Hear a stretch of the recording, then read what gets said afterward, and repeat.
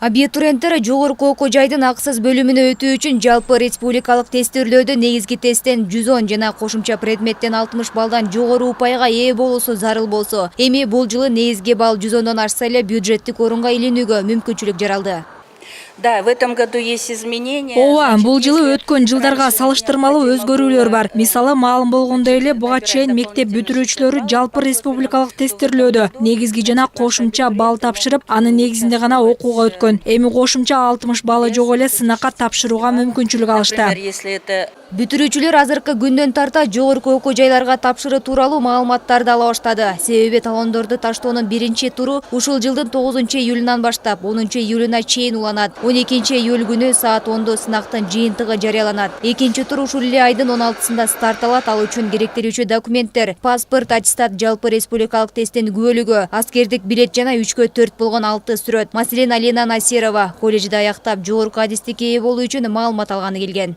Я пришла сюда получить информацию. Мен бул жерге Кыргыз улуттук университети тууралуу маалымат алуу үчүн келгем. Ага кандай документтер керектелет, кантип тапшырам, билим берүү сапаты жана акысы кандай? Бул суроого жооп алуу мен үчүн абдан кызык жана маанилүү. Информация.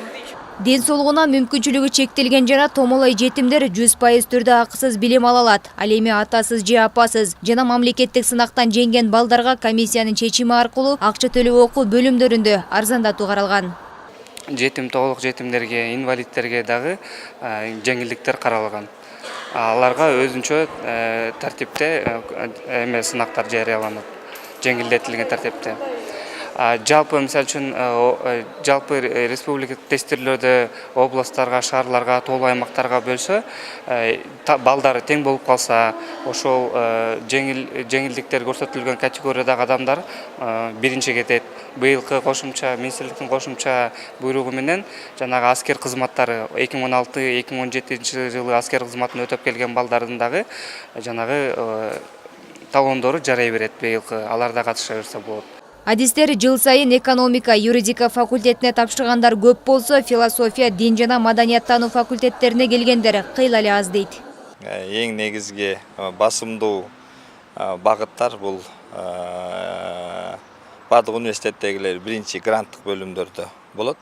Андан кийин контракттык бөлүмдөрдө бул экономика, юридика, анан эл аралык мамилелер факультети.